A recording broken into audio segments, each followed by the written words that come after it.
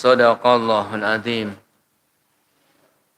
Para bapak dan ibu, saudaraku sekalian, segenap jamaah Masjid Al-Azhar yang dimuliakan Allah Subhanahu wa taala.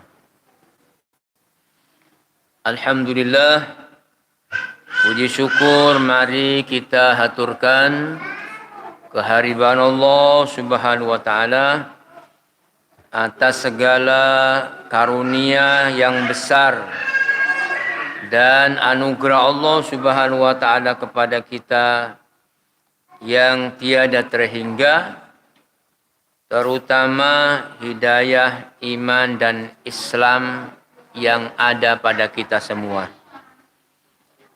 Bapak Ibu sekalian yang rahmati Allah, marilah kita sejenak untuk mengkaji dan merenungkan firman Allah Subhanahu wa taala di dalam surah Al-Anfal ayat 27.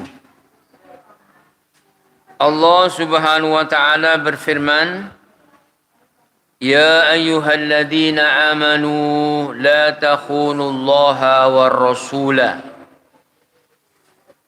Wahai orang-orang yang beriman, jangan kalian mengkhianati Allah dan Rasulnya, juga jangan wa takhunu amanatikum wa antum ta'lamun.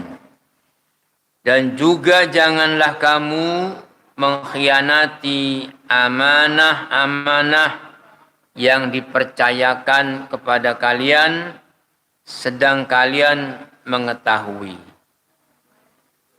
Lalu di ayat 28 kata Allah, wa'lamu annama amwalukum wa auladukum fitnah. Ketahuilah bahwa hartamu dan anak-anakmu itu hanyalah sebagai ujian dan cobaan. Wa annallaha indahu ajrun azim.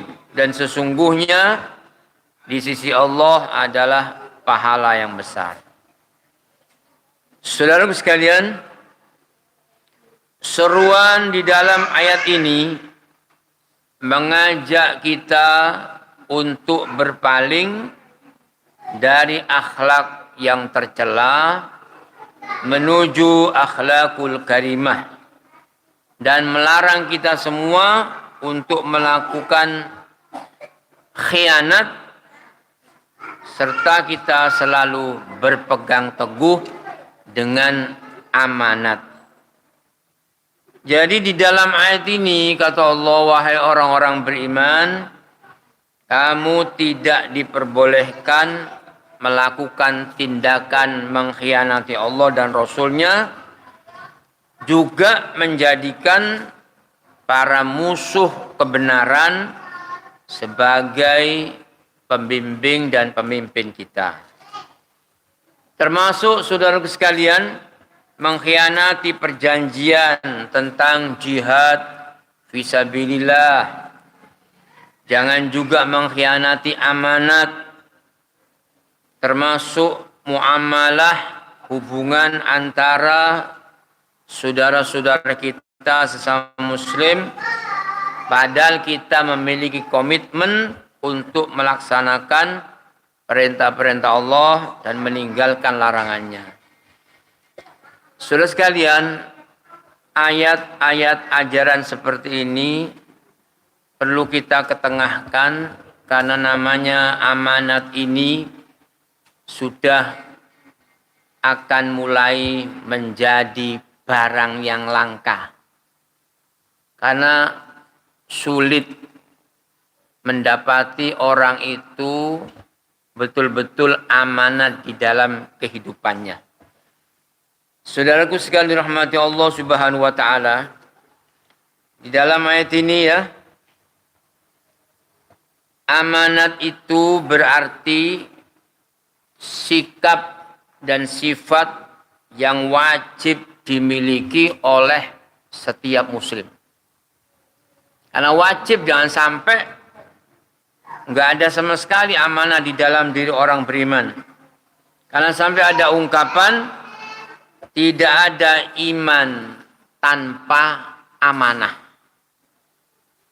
Jadi pada dasarnya dalam kehidupan kita, seluruh kehidupan kita di dunia, ini sebenarnya adalah amanah. Amanah yang nanti akan dimintai pertanggungan jawab nanti pada kehidupan akhirat kelak. Sehingga seorang itu merugi dan celaka yang tidak menunaikan amanah ini. Allah Subhanahu wa taala pernah memberikan amanat kepada makhluk-makhluk Allah seperti langit dan bumi. Allah sebutkan di dalam Al-Qur'an surat 33 ayat 72. Allah mengatakan, "Inna aradnal amanata 'alas samawati wal ard wal jibala fa'abana ay yahmilnaha wa asfaqna minha wa hamalaha al-insan innahu kana zaluman jahula." Kata Allah, sesungguhnya kami pernah menawarkan amanat itu kepada langit, kepada bumi, dan kepada gunung-gunung. Semuanya itu fa'abaina, enggan untuk memikul amanat ini. Karena mereka khawatir akan mengkhianatinya. Dan dipikulah itu amanat tersebut oleh manusia. Dan kata Allah, innahu kana zaluman jahula. Sesungguhnya manusia itu amat zalim dan bodoh. Saudara sekalian, sebagai konsekuensi dari kewajiban melaksanakan amanah ini, sudah barang tentu mengkhianati amanat ini satu hal yang sangat dilarang oleh agama Allah Islam ini. Jadi salah satu ayat yang tadi kita baca di ayat 27 ini ya, menyebutkan tentang larangan amanat, ya, larangan mengkhianati amanat. Ini kata Allah, saya ulang kembali, ya ayyuhalladzina amanu, wahai orang-orang beriman, la takhunu, jangan kamu mengkhianati Allah wa Rasul dan Rasul, wa takhunu, dan mengkhianati amanatikum, amanat yang diberikan pada kalian. Wa antum ta'lamun, sementara kamu itu menyadari. Menyadari itu betul-betul tidak lengah, tahu itu, tapi tetap berkhianat. Saudara sekalian, kembali ke ayat 57 surah Al-Anfal. Dalam ayat ini dijelaskan oleh Allah, khianat terhadap amanah sama dengan mengkhianati Allah dan Rasul-Nya. Dengan demikian dapat kita ketahui betapa besar posisi amanat itu di sisi Allah Subhanahu wa taala. Karena khianat terhadap amanat ini disejajarkan dengan khianat pada Allah dan Rasul-Nya. Perlu kita ketahui, kita sering mengatakan ini amanah ya. Jangan sampai kita tidak mengerti apa itu amanah ya. Karena sudah menjadi bahasa kita. Seperti juga kata kita harus adil itu bahasa Arab. Termasuk amanah ini. Jangan sampai kita tidak mengerti apa yang disebut amanah ini. Saudara sekalian, menurut lughat, menurut etimologi, dalam bahasa Arab ini, amanah itu terambil dari kata amina ya'manu amnan. Yang artinya menurut bahasa adalah aman. Tidak ada rasa khawatir dan takut. Dengan kata lain, aman ini adalah lawan dari takut. Dari sinilah diambil kata amanah yang merupakan lawan dari kata khianah. Ya. Jadi dinamakan aman ini saudara sekalian karena orang merasa aman yaitu menitipkan sesuatu pada orang yang amanah.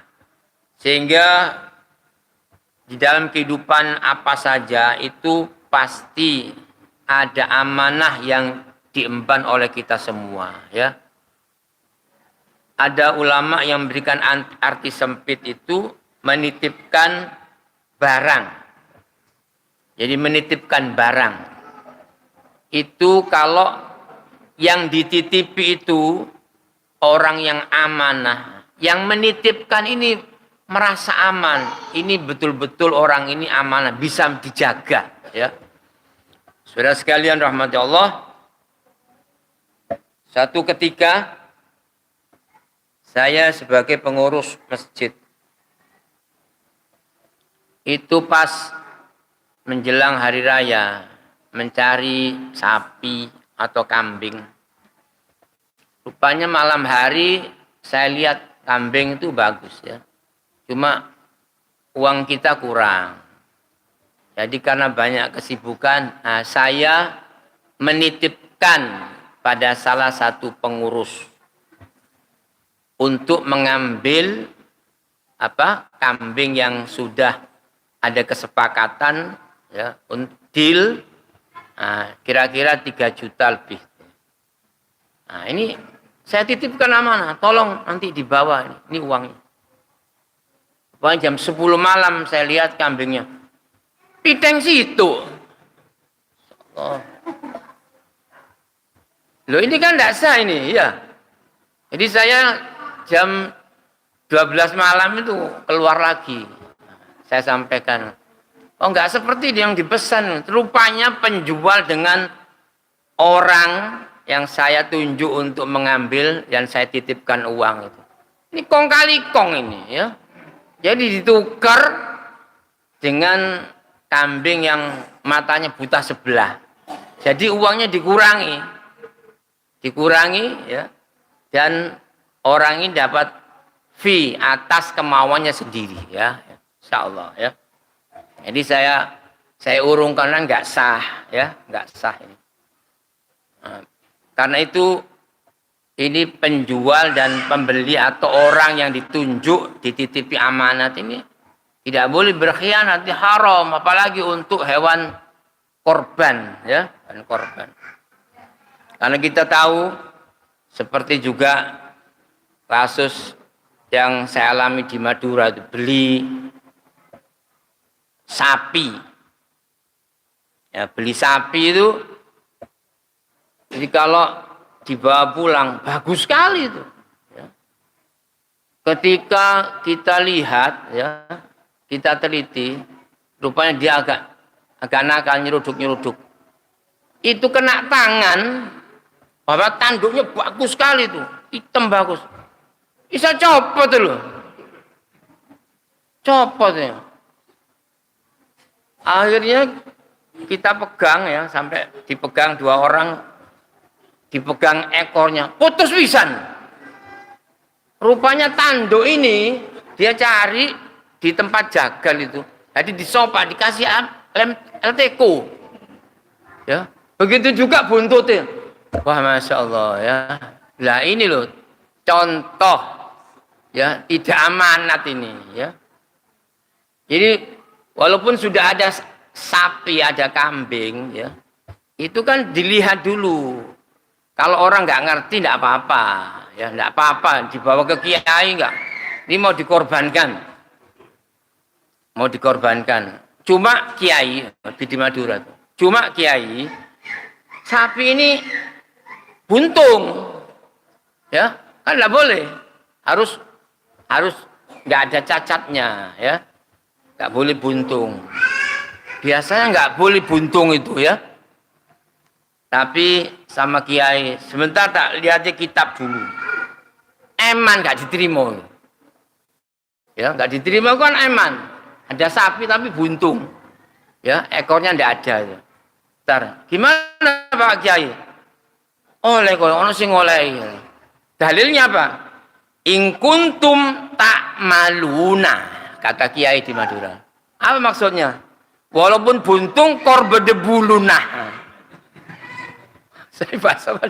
Jadi in kuntum tak maluna, walaupun buntung kor bedebuluna. Apa itu? Enggak ada kitab gitu itu ya. Ngarang-ngarang. Jadi ini salah satu contoh ya. Contoh yang ada pada kita ya.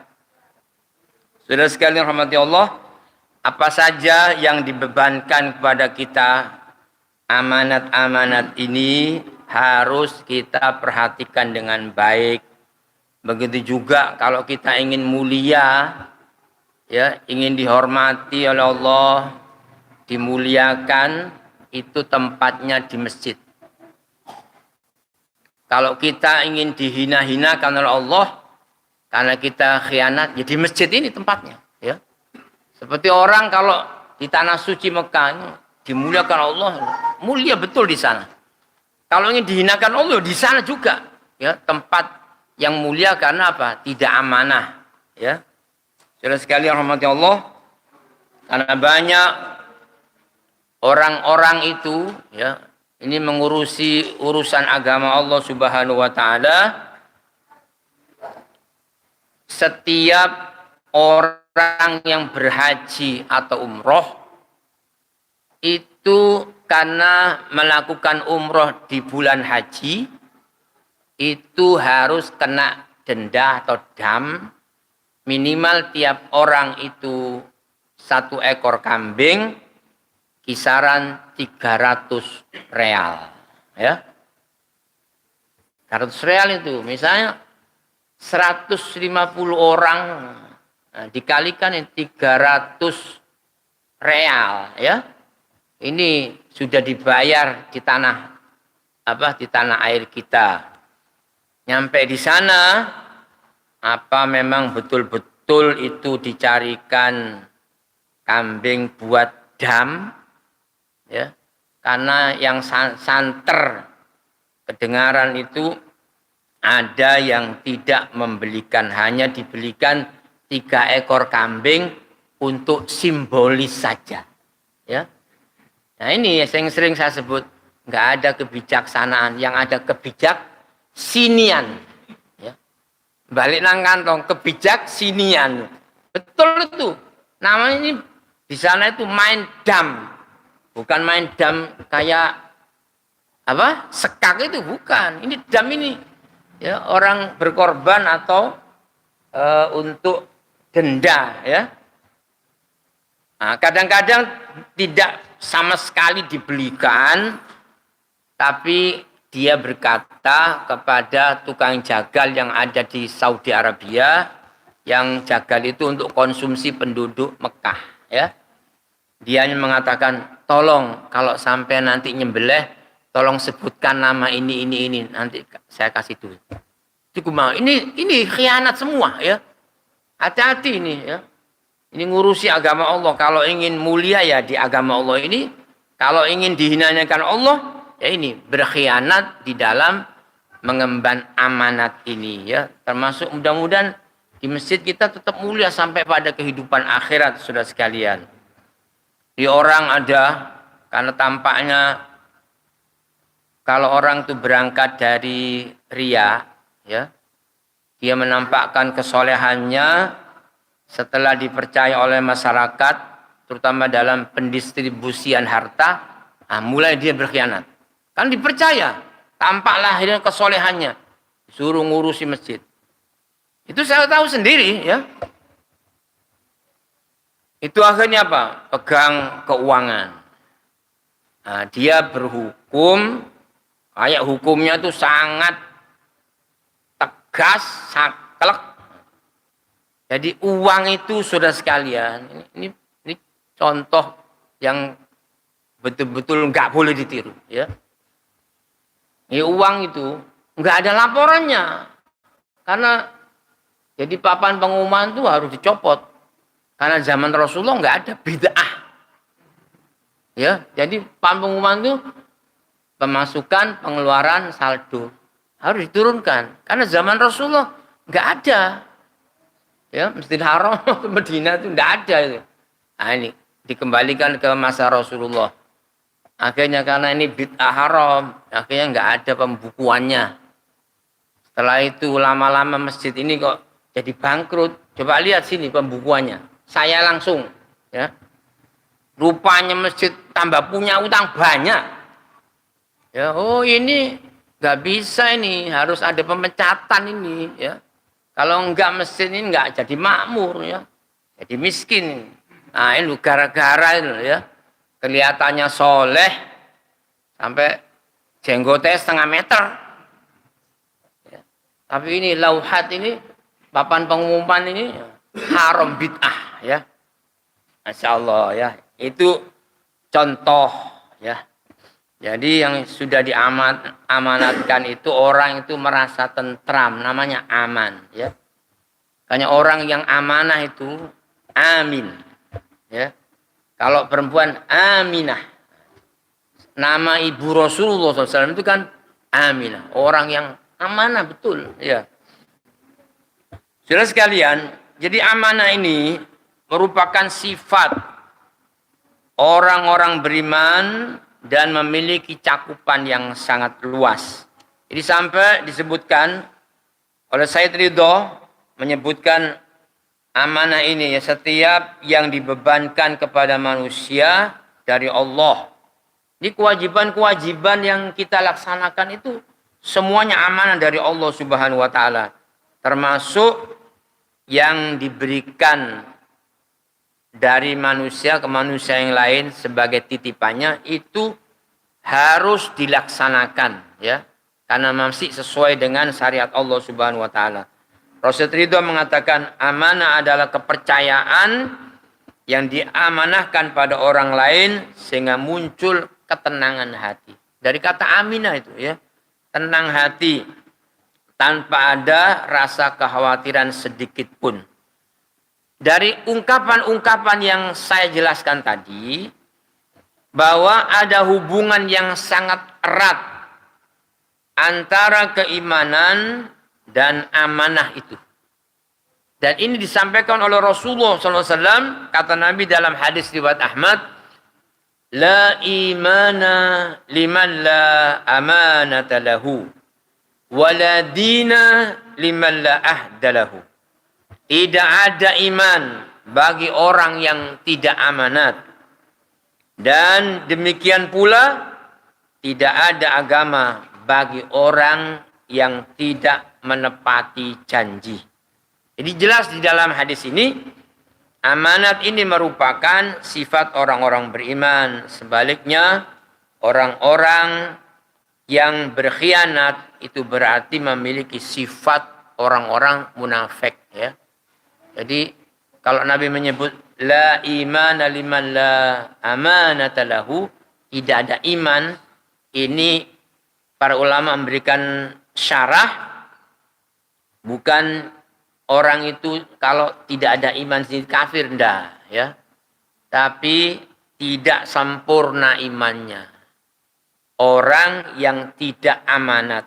Jadi bisa kita pakai istilah tidak ada keimanan bagi orang yang tidak amanah. Dan disebutkan oleh Rasulullah dalam hadis yang sangat terkenal itu, ayatul munafiki salasun. Tanda-tanda orang munafik, ya minimal ada 3 itu. Pertama kata Nabi, idza hadasa kadzaba. Bila berkata selalu berdusta. Wa idza wa'ada akhlafa. Bila dia berjanji selalu mengingkari janji. Wa idza tumina khana, dan bila diberikan amanah dia itu selalu berkhianat. Nah, ini sifatnya orang munafik. Orang munafik itu kan sepertinya beragama padahal bukan, ya. Hanya dari segi lahirnya saja. Saudara sekalian, Rasulullah Muhammad SAW adalah sosok manusia yang paling amanah. Karena sebagai uswah, sebagai qudwah bagi umatnya. Sampai kawan dan lawan itu merasa aman dan tenang di dalam bermuamalah, berinteraksi dengan Rasulullah Shallallahu Alaihi Wasallam. Di dalam penjelasan ayat Quran, orang yang khianat itu dinamai pula ghulul, ya, ghulul. Bagi kita lihat di dalam surah Ali Imran 161. Ketika ayat ini turun itu, ada orang itu menuduh Rasulullah Sallallahu Alaihi Wasallam tidak adil, berkhianat di dalam membagi, yaitu pembagian ghanimah, harta rampasan perang. I'dil. Berbuat adil engkau Muhammad. Kan dianggap tidak adil. Kata Rasulullah, siapa lagi kalau bukan Rasulnya yang berbuat adil? Tidak ada lagi, ya. Ini menuduh Rasulullah tidak adil, yaitu berkhianat. Maka Nabi menyebut ayat ini, surat Ali Imran 161, wa ma kana linabiyyin ayyaghul. Tidak mungkin, kata Allah, seorang nabi itu berkhianat. Wa may yaghlul ya'ti bima ghalla yaumal qiyamah. Barang siapa yang berkhianat, dia itu akan datang dengan barang yang dikhianati pada hari kiamat. Summa tuwaffa kullu nafsin ma kasabat wa hum la yutlamun. Dan setiap orang itu nanti oleh Allah itu akan dibalas dari apa yang mereka perbuat dan mereka tidak dizalimi. Lalu Rasulullah menjelaskan, kata Nabi, walladzi nafsu Muhammadin biyadihi la ya'ti ahadun minkum minha bisyai'in illa ja'a bihi yaumal qiyamah ala raqabatihi in kana ba'iran lahu rugha'un aw baqaratan laha khuwarun aw syatan tay'aru summa rafa'a yadayhi hatta ra'ayna ufratan ibtayhi summa qala Allahumma hal ballagtu. Jadi kata Rasulullah SAW, demi zat yang jiwa Muhammad berada di dalam genggaman Allah, tidaklah sekali-kali seorang di antara kalian mengambil sesuatu darinya, yaitu barang yang dikhianatinya, dikorupsinya, kecuali dia datang pada hari kiamat dengan sesuatu yang di atas pundaknya itu. Jika berupa onta, maka onta itu akan mengeluarkan suara dengan keras yang menunjukkan bahwa dulu orang ini korupsi. Ya, ini kalau berupa onta. Kata Rasulullah, kalau berupa sapi, maka dia itu khuar, akan melenguh. Ya. Makanya sapinya sudah tahu. Dia mengatakan, mo. Suaranya biasanya gitu melenguh. Ya nggak mau dengan orang ini, ya. Kalau berupa kambing dia akan mengembik, kata Rasulullah. Lalu Rasulullah mengangkat kedua tangannya sampai itu ufrotan ibtoihi. Jadi mungkin jubah Rasulullah itu kayak jubah kelelawar gitu.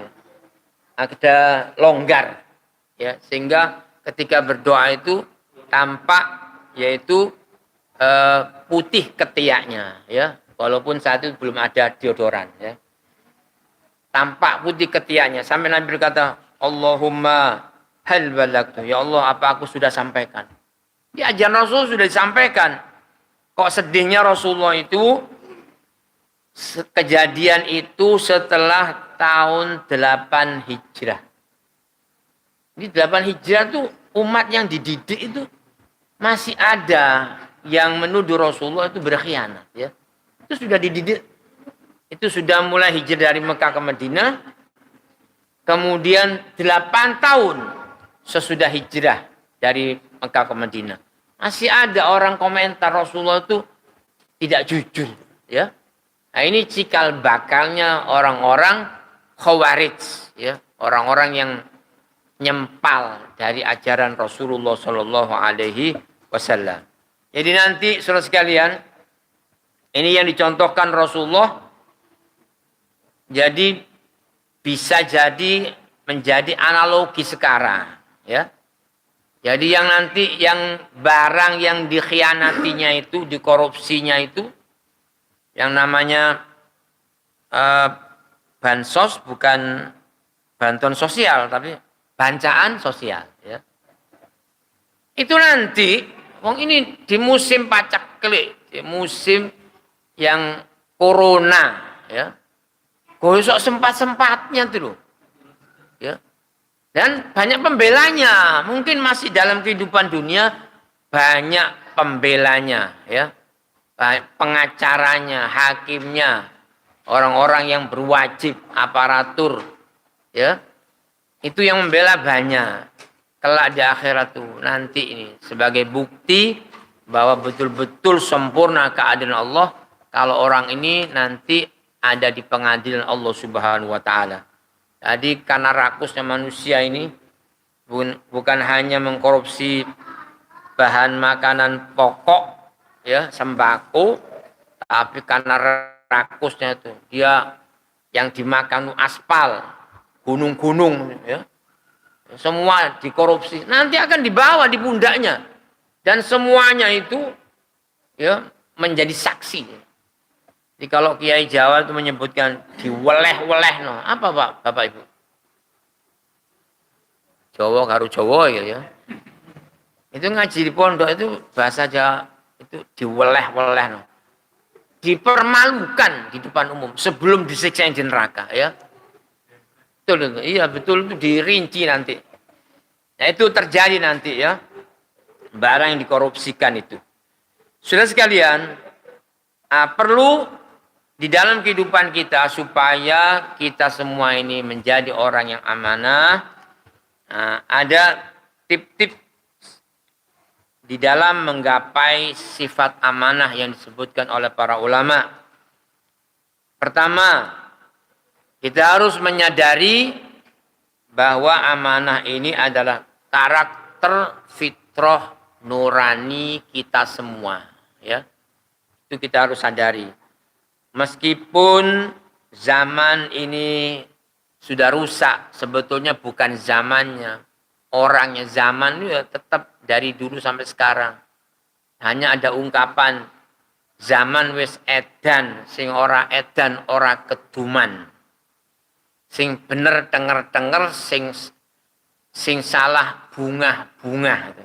Nggak tahu ungkapannya siapa, yang Ronggo Warsito. Nggak apa-apa menyebut prediksi atau ramalan itu, ya. Nggak apa-apa. Karena kita bukan meramal, ya, bukan. Kalau ada kata-kata hikmah lalu disebut ramalan, ya tidak tepat, ya. Kata-kata hikmah itu, ya, boleh. Jadi ungkapan siapa saja yang itu mendekati kebenaran sesuai dengan jiwa Islam tidak apa-apa diungkap. Karena kata Nabi, al-hikmatu dholatul mu'min. Kata-kata hikmah itu adalah barang temuan milik orang beriman yang hilang. Kalau ketemu, ya diambil. Itu termasuk milik Islam, ya.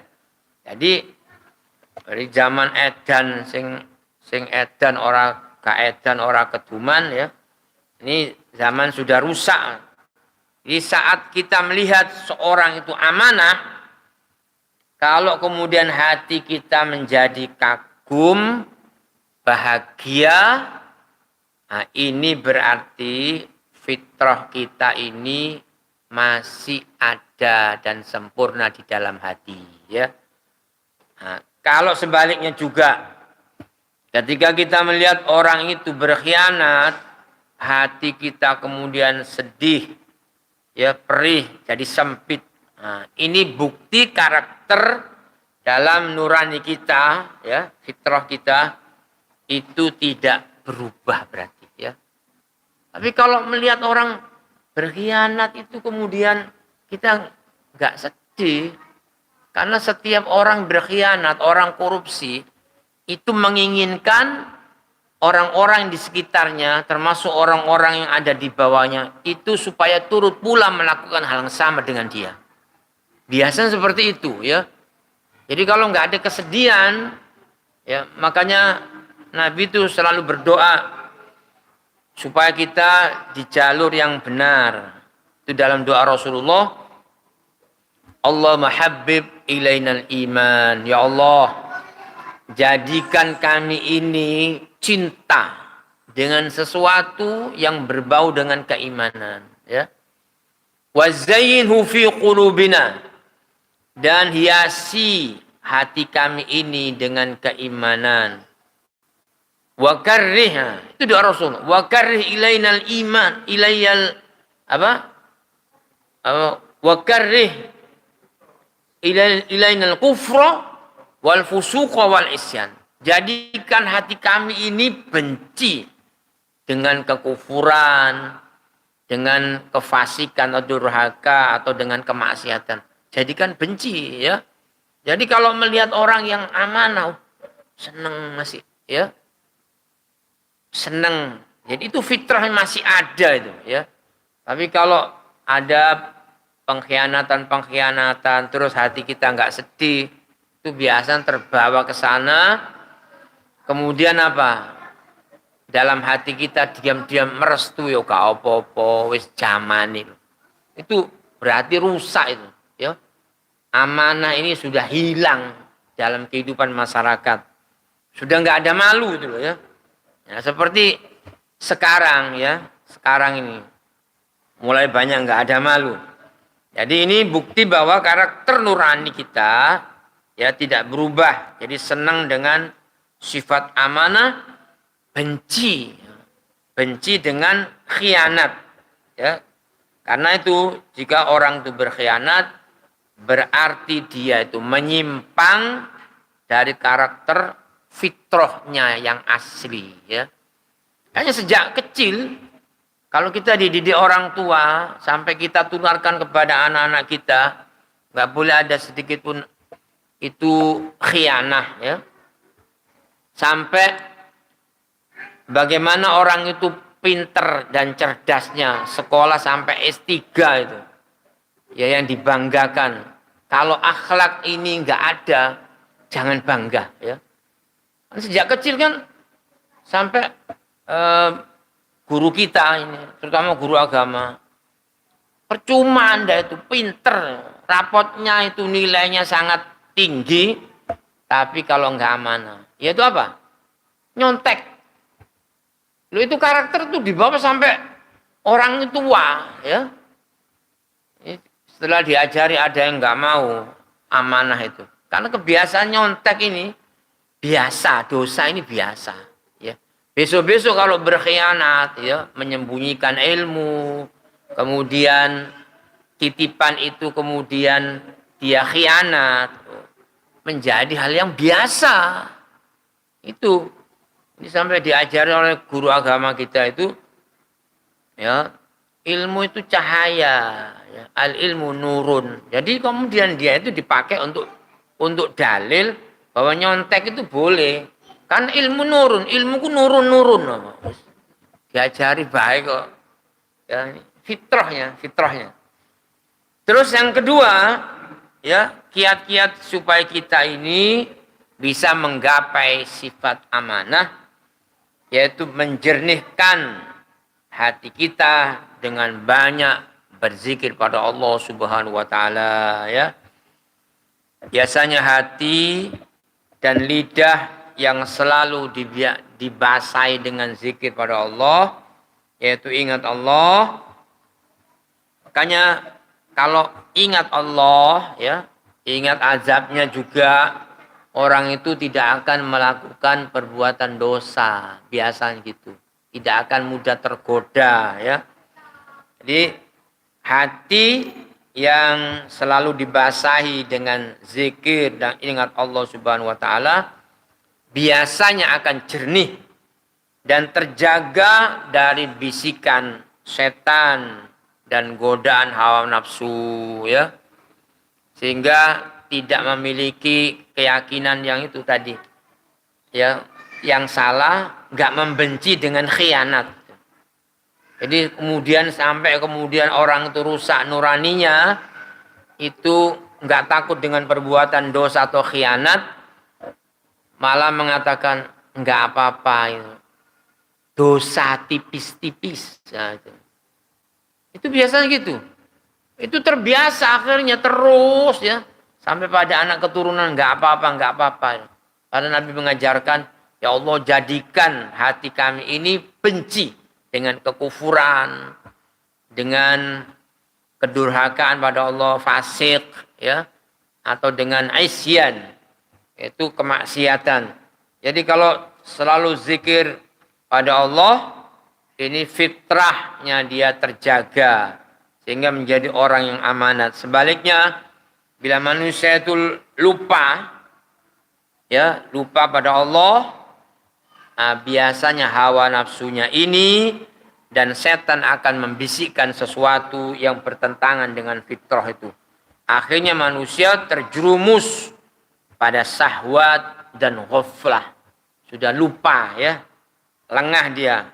Akhirnya apa saudara sekalian? Amanah ini dipertukarkan dengan kemewahan dunia dan tidak peduli halal haram ya. Akhirnya seperti ajaran komunis ya, segala sesuatu cara apapun halal. Itu ajaran komunis. Kemudian saudara sekalian, kiat supaya kita ini menggapai atau memiliki sifat amanah, kita harus memperkuat dengan ilmu, yaitu ulumuddin.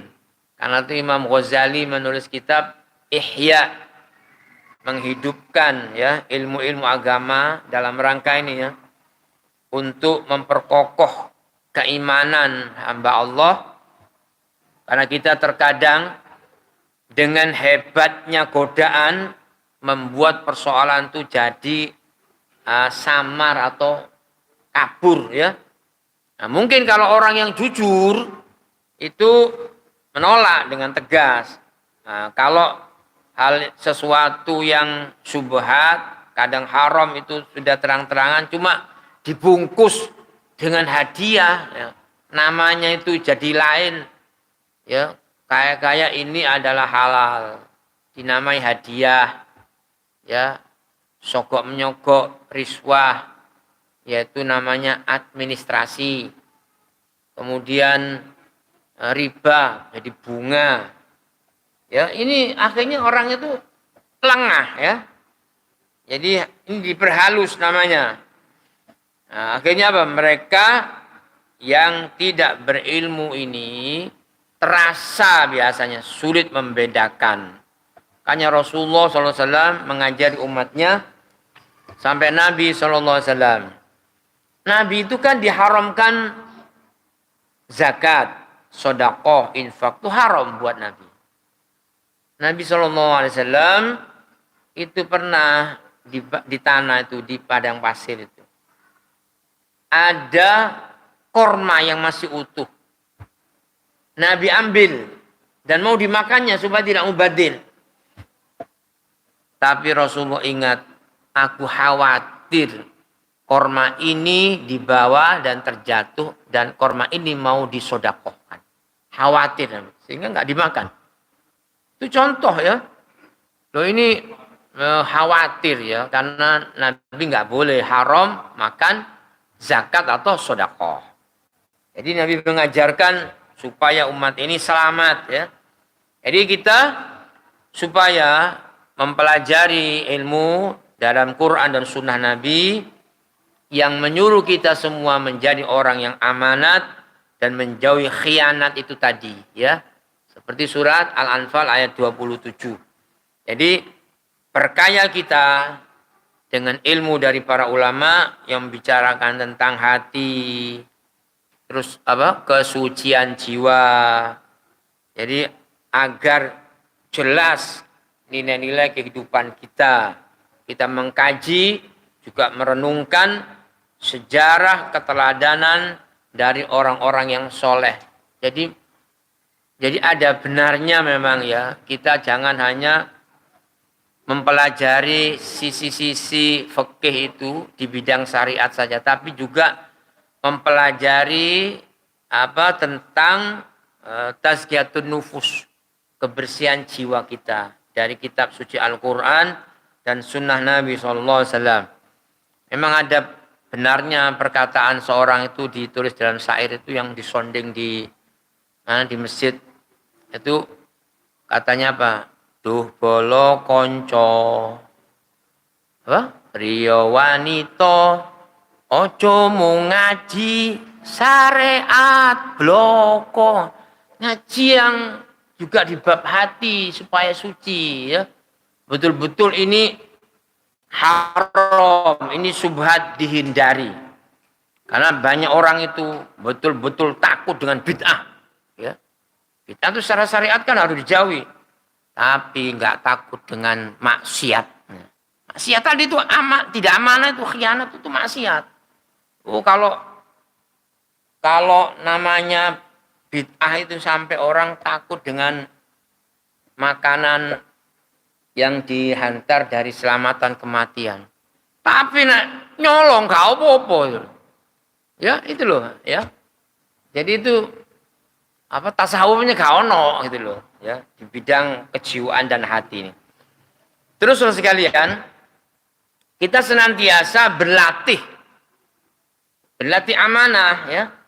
Karena dalam kehidupan kita sehari-hari kan banyak kewajiban-kewajiban itu kan diamanahkan kepada kita, termasuk kewajiban sholat 5 waktu ya ditunaikan sebaik-baiknya dan itu diselaraskan dengan nurani kita, dengan pikiran dan jiwa kita, juga selaras dengan tindakan supaya kita bersyukur pada Allah Subhanahu wa taala. Karena saudara sekalian, kita kalau ibadah namanya diberi amanat untuk ibadah sholat, itu kan biasanya merasa diawasi oleh Allah Subhanahu wa taala. Dari selalu merasa diawasi oleh Allah ini, kita tidak akan melakukan pelanggaran, tidak akan melakukan perbuatan dosa. Ya, walaupun orang lain tidak tahu, tapi Allah yang maha melihat. Ini satu kisah di zaman Khalifah Umar bin Khattab. Ketika berjalan dengan ajudannya di malam hari, namanya itu turun bawah itu, inkognito. Sayyidina Umar mendengar percakapan seorang ibu dengan putrinya, ya, anak perempuannya. Rupanya dia mau menjual susu atau susu onta ya. Itu campur aja supaya hasil kita banyak. Campur dengan air susu itu ya. Berarti kan tidak asli. Jangan, kata seorang putrinya itu pada ibunya, karena Sayyidina Umar itu melarangnya. Kalau jualnya barang yang asli ya, susu yang asli itu. Nah itu kan Sayyidina Umar nggak tahu, kata ibunya, campur aja tuh. Ya walaupun Sayyidina Umar tidak tahu, tapi Allah Tuhannya Umar bin Khattab tahu. Sayyidina Umar itu malam-malam mendengar percakapan ibu dengan putrinya. Loh, bagus sekali nih seorang putri. Besoknya itu oleh Umar bin Khattab cari kepada ajudan tempat yang kita lalui malam hari itu. Kita mendengar percakapan seorang ibu dengan putrinya. Nah, didatangi. Lalu kaget ini ya keluarga itu. Padahal Umar bin Khattab ini karena melihat kesolehan dari seorang putri itu oleh Umar bin Khattab dilamar, ya, dikawinkan dengan putra Umar namanya Asim. Dari Asim itu punya anak.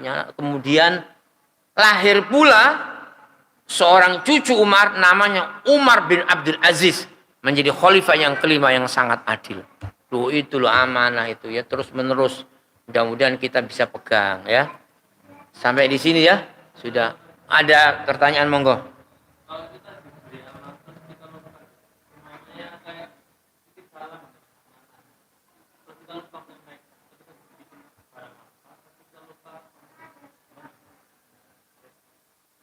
Ya kalau orang itu lupa nggak ada hukumnya, ya.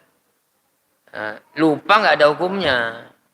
Baru kemudian kalau ingat itu baru kita tunaikan, ya, termasuk menyampaikan salam, menyampaikan barang titipan pada orang yang berhak, ya. Itu kalau sudah ingat, nah dikembalikan, itu cara tobatnya. Kalau lupa terus sampai dia mati, insya Allah nggak ada dosa itu.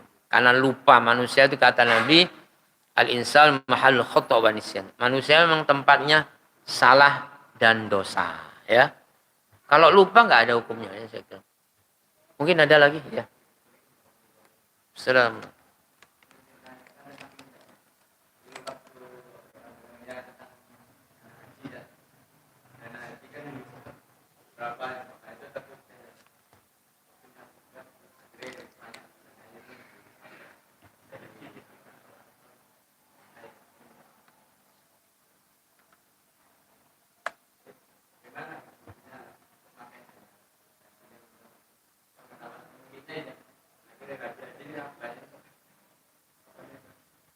Yaitu itu sudah diketahui, ya.